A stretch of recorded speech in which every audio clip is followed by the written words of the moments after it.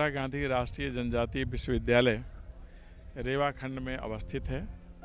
अमरकंटक जहाँ से माँ नर्मदा का उद्गम होता है, उसी के अंचल में यह विश्वविद्यालय है।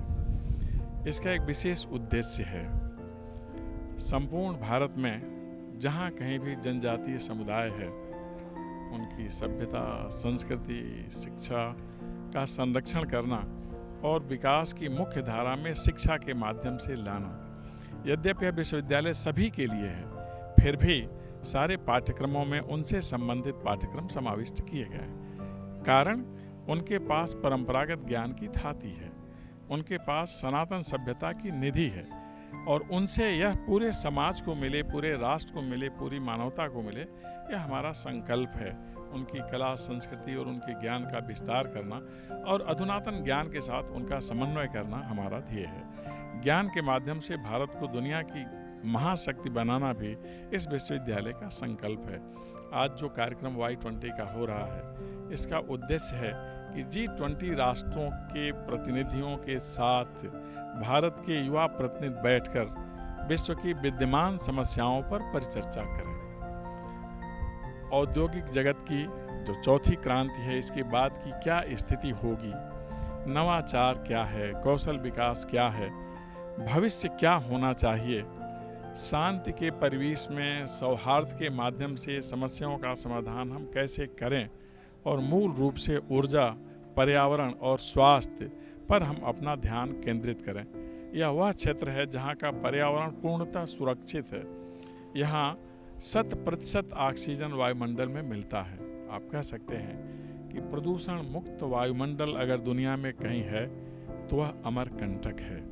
इस कार्यक्रम के माध्यम से पूरी दुनिया को संदेश जाएगा कि भारत की क्षमता क्या है, भारत का दर्शन क्या है, भारत की समृद्धि किस प्रकार की है, भारत की संस्कृति कैसी है और भारत का सामाजिक और बौद्धिक शक्ति कैसा है और इससे हम दुनिया को कैसे प्रेरित, अनुप्राणित और सुरक्षित कर सकते हैं। माननीय प्रधानमंत्री जी कहते हैं कि आज का युग संघर्ष का युग नहीं है। उन्होंने एक बहुत बड़ी बात की जब G20 की अध्यक्षता ग्रहण की।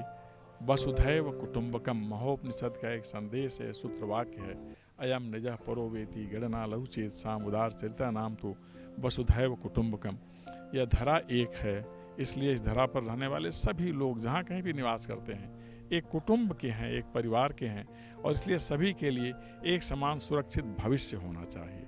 और उस भविष्य के लिए जो लंबित समस्याएं हैं, जैसे पर्यावरण संकट बहुत बड़ा संकट है, प्रदूषण के चलते आपदाएं आ रही हैं, भूचाल, बाढ़, सूखा, भूस्खलन, भूक्षरण, इस सब पर विराम लगना चाहिए ताकि जन भी सुरक्षित रहे, जीवन भी सुरक्षित रहे, जंतु भी सुरक्षित रहे, जलधारा भी सुरक्षित रहे और हमारा अरण्य क्षेत्र भी सुरक्षित रहे। वन सुरक्षित रहेंगे तो जन सुरक्षित रहेंगे, जल शुद्ध रहेगा तो हमारा कल सुनिश्चित रहेगा। इन सभी विषयों को ध्यान में रख करके हमें विमर्श का कार्यक्रम आगे बढ़ाना है। डिजिटल इंडिया क्या है, इसके माध्यम से हम पूरी दुनिया को कैसा संदेश दे रहे हैं, जो विभिन्न प्रकार के कचरे हैं उनके निर्मूलन के लिए हमारा क्या प्रयास हो रहा है, इस Y20 विमर्श के माध्यम से हम पूरी दुनिया को बताने वाले हैं।